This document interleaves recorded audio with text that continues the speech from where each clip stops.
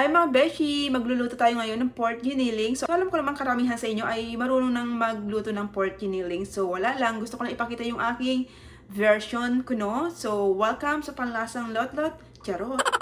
So magpapainit na tayo ng kawali. So ang gagawin ko muna is ipiprito ko or igigisa ko muna yung carrots and potato, okay? Ayan na po yung kawali natin. I-on na natin yung kalan.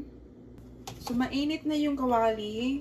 Let's add the cooking oil, mga kabeshi. Ayan. So, dagdagan natin para masaya. Let's add the carrots, mga kabeshi.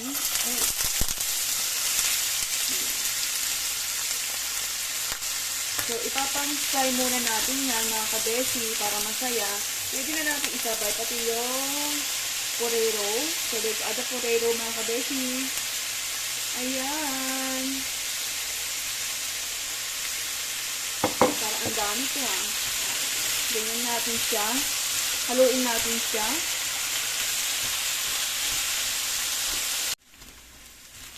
So, ayan. Ituloy lang natin yung pagpapansay natin sa ating carrots and potatoes. Mga kabeshi. Haluin nyo lang ng bahagya. Ayan. So, tama na yan. So, isit aside natin siya. Ayan. So, after that, we're gonna add cooking oil again, mga kabeshi. Dagdag ulit tayo ng oil. Ayan. And we're gonna saute the garlic. Ayan. Let's mix it like this. Ayan. Haluin natin yung bawang, mga kabeshi, para masaya. Ayan.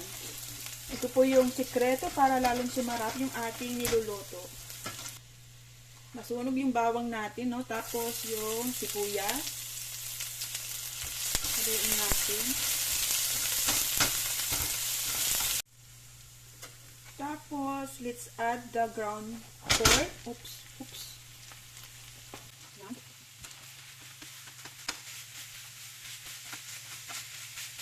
Let's add the tomato sauce, mga kabeshi. Ayan. So, let's add the tomato sauce. Kunti lang po. Wag masyado. Just mix it.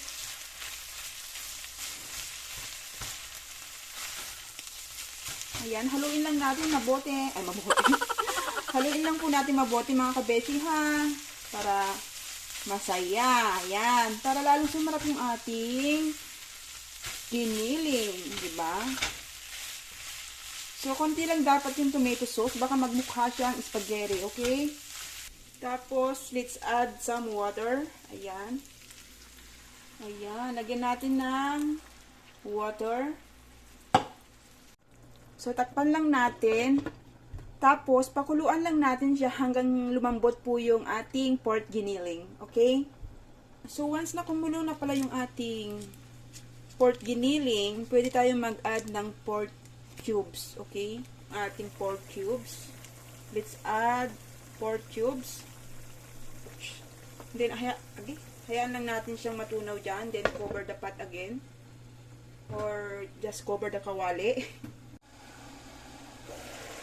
So, ayan. Lagyan natin ng paminta, mga kabeshi. Ayan, paminta is live. Oops. And then, asin. Tansyado lang yung paglagay ng asin. Tapos, syempre, haluin. Mix. Ganon.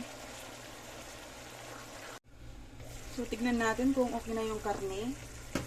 Oh, mga kabeshi, ang bango-bango ng aking niluluto. Diyos ko po. Kapag nandito kayo, talagang mapapasayaw kayo sa sarap. Ano nga natin? Sarap.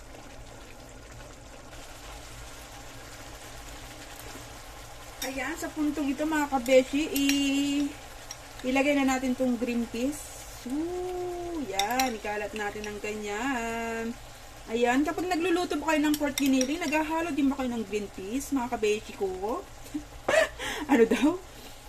Ayan, ang dami ng green peas. Ayan, let's add the green peas.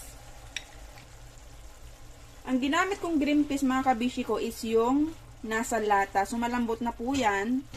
Ganyan lang natin siya. Sa puntong ito mga kabeshi, pwede na natin ihalo yung ating na pan-fried na carrots and potato. Ayan. So, lagyan natin dyan. Ayan. Ayan. Then, just mix it. Wow! Makulay. Oh, napakakulay ng aking pork giniling mga kabeshi. Oh. Oh. And then, pwede natin lagyan ng ng red pepper crust. Kung mahilig kayo sa maanghang. So, konti lang.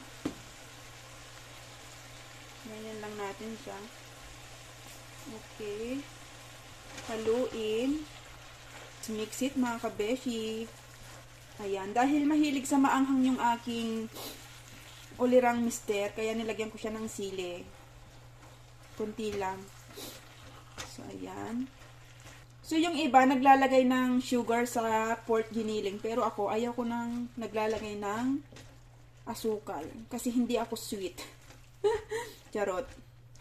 So, lagyan natin ng cilantro dahil paborito ng aking asawa yung cilantro.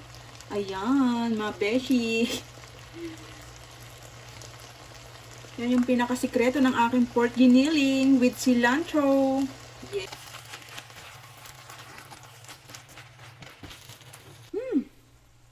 Ang bango niya mga kabeshi. Naku, kapag matitikman nyo to, talagang makakalimutan nyo ang mga hinanakit at mga problema nyo sa buhay. Charot lang. Yan, tagpan natin. Yay! Charan! So, ito na mga kabeshi. Ayan, umusok-usok pa yan. Bango. Tikman na natin. Tikiman time. So, ayan, umuusok-usok pa yan, guys, oh. Tikman natin, konti lang. With cilantro. Okay. Then, ayan, umuusok-usok pa yan. Oh, kita niya, umuusok-usok pa. So, let's bite. 1, 2, 3, go!